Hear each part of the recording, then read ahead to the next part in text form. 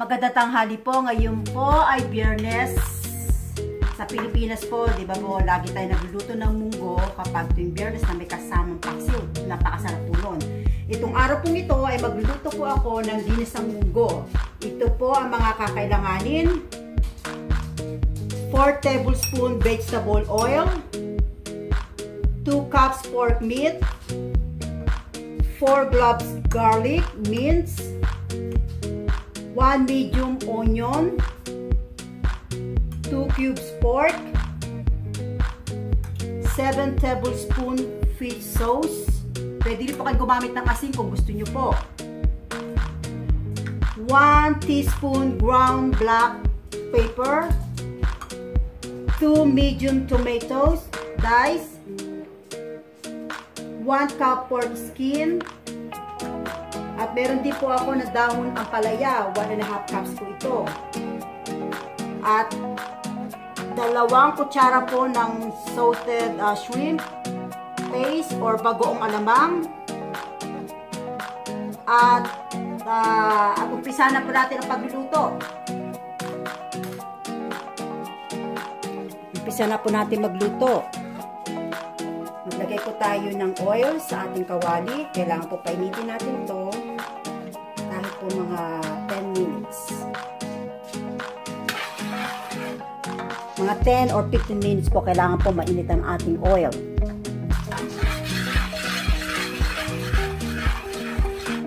Kapag alam nyo pong mainit na ang inyong oil, isunod nyo po ang bawang.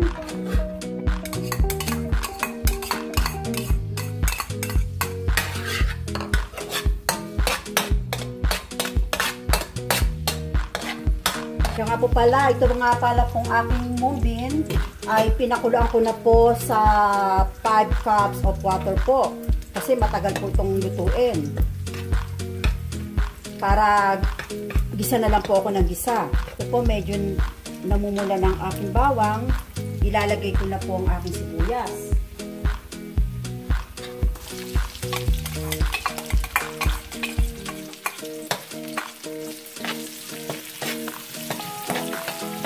At isusunod ko po ang aking baboy. Ito pong baboy na ito, napakuluan ko na po ito sa 1 cup of water. Tinanggal ko lang po ang mga taba nito, kaya kasi ito pinakuluan. Ituin lang po natin itong baboy hanggang mag-golden brown. Ito pong ating baboy, kailangan pong lutuin lang natin siya ng mga 20 minutes. Pag alam niyo na pong golden brown na siya, pwede na po natin siyang, alam pong okay na po siya, ilagay na po natin ang ating kamatis.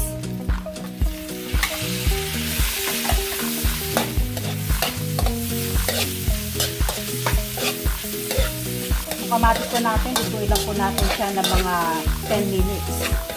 Pag alam niyo pong malambot na siya, ituloy-tuloy niyo lang pong paglalagay ng mga iba pang ingredients.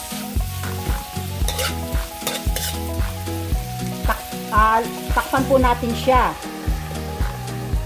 Mga 10 minutes lang po.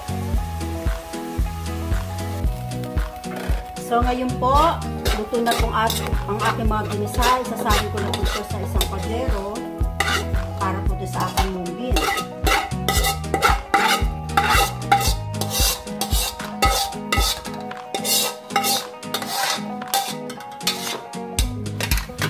At lalagyan ko po siya ng 2 cups of water.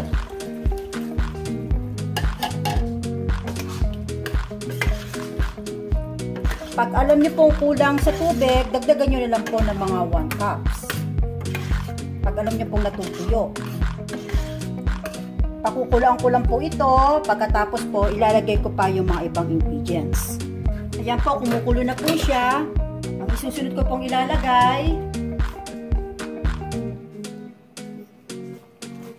paminta. Lalagyan ko po na siya ng paminta na. At ilalagay ko na rin pong aking 2 cubes na pork. Halu-haluin lang po natin itong mabuti. Kailangan po yung ating cubes, kailangan po matunaw. Pag alam nyo pong natutuyuan to, lagyan nyo lang po uli ng isang bali 1 cup of water po. Bali, nilagay ko po rito, bali 2 tasang tubig. So, lalagyan ko pa po siya ng 1 cup kasi alam ko po medyo natutuyuan na siya. Bali, 3 tasa po. At isusunod ko po, ilalagay ko po ang patis, ang ating fish sauce. Depende po sa panlasa nyo. Kung alam nyo pong matabang, dagdagan nyo na lang po ng asin. Haluin nyo lang pong mabuti.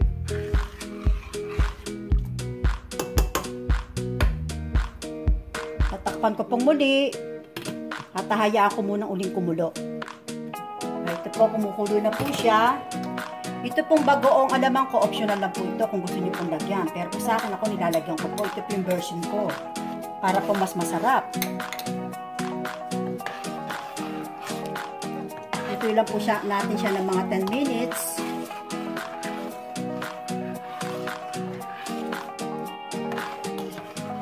Kasi po ako po pag ako nagluto ng munggo, nilalagyan ko po siya ng ng pork skin kasi mas masarap, di ba? Subukan niyo po, try niyo po ito. Alam ko magugustuhan niyo.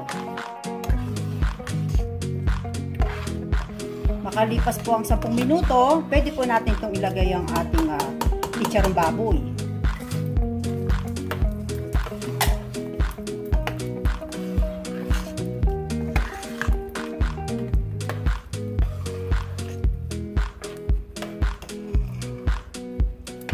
At pwede na po natin itong ilagay itong dahon ng ampalaya.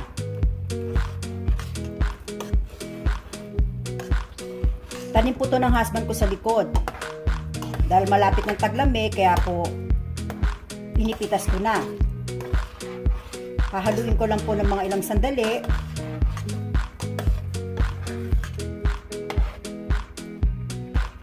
Kung wala po kayong dahon ng ampalaya, pwede po kayong gumamit ng spinach. At ilalagay ko, hugas na po ito. Ilalagay ko na po.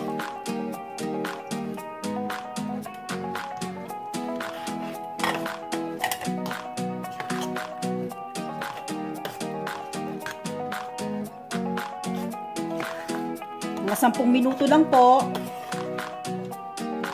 Wag po natin masyadong lutuin yung dahon ng ampalaya. Pwede na po natin patayin ang apoy.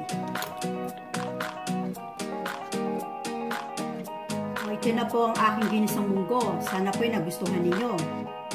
Maraming salamat po sa panonood po ng aking video. Sa susunod po, salamat! Let it go.